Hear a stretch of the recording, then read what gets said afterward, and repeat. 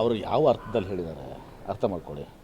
ಹಿಂದೆ ಹೈದರಾಬಾದ್ ಕರ್ನಾಟಕ, ನಿಜಾಮ್ ಇದರಲ್ಲಿ ಅದು ಹೋಗಿತ್ತು. ಮುಂಬೈ ಕರ್ನಾಟಕ ಇವತ್ತೊಂದು ದಿವಸ ನಮ್ಮ ಹಳೆ ಮುಂಬೈ ಕರ್ನಾಟಕ, ಬಿಜಾಪುರ, ಧಾರವಾಡ, ಬೆಳಗಾವಿ, ಕಾರವಾರ ಇವೆಲ್ಲ ಕಡೆ ಮುಂಬೈ ರಾಜ್ಯದಲ್ಲಿತ್ತು. ಈ ಅರ್ಥದಲ್ಲಿ ಅವ್ರು ಹೇಳಿದ್ದಾರೆ. ಇದು ಸತ್ಯ, ಇದ್ರಾಗೇನು ಹಿಸ್ಟಾರಿಕಲ್ ಟ್ರೂತ್ ಅದು. ಮತ್ತು ರಿಆರ್ಗನೈಸೇಷನ್ ಆಗುವಾಗ ಈಗ ಮದ್ರಾಸ್ನ ಕೆಲವೊಂದೆಲ್ಲನೂ ಬಳ್ಳಾರಿ ಇದ್ರಾಗಿತ್ತು, ಮದ್ರಾಸ್ನ ಇದರಲ್ಲಿತ್ತು. ಹೀಗೆಲ್ಲನೂ ಕೂಡ ರಾಜ್ಯಗಳು ಬೇರೆ ಬೇರೆ ಇದು ಇರೋದ್ರಿಂದ ಪುನರ್ವಿಂಗಡಣೆ ಆದಮೇಲೆ ಅದು ಅಂತಿಮ. ಈಗ ಆಮೇಲೆ ಮಹಾಜನ ವರದಿನೇ ನಮಗೆ ಅಂತಿಮ. ಈಗ ಯಾವುದೂ ಕೂಡ ಅದಕ್ಕಿಲ್ಲ. ಅವ್ರು ಹೇಳಿದ ಅರ್ಥ ಕೇಳ್ಕೊ ಒಂದು ಟೈಮಿಗೆ ಇದ್ದದ್ದನ್ನು ಅದು ಹೇಳಿ ತಪ್ಪ ಅದಕ್ಕೆ ಅಲ್ಲ.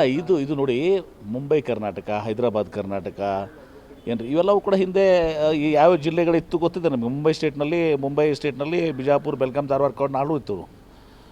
ಆ ಒಂದು ಇದರಿಂದ ಹೇಳ್ಬೋದು ಇವತ್ತೊಂದು ಇದು ರಾಜ್ಯ ಪುನರ್ವಿಂಗಡಣೆ ಆದಮೇಲೆ ಇವತ್ತು ಸಮಗ್ರ ಕರ್ನಾಟಕ ಅದು ಅಂತಿಮ. ಅದು ಇದರಲ್ಲಿ ಯಾರು ಹಸ್ತಕ್ಷೇಪ ಮಾಡುವಂಥದ್ದಿಲ್ಲ.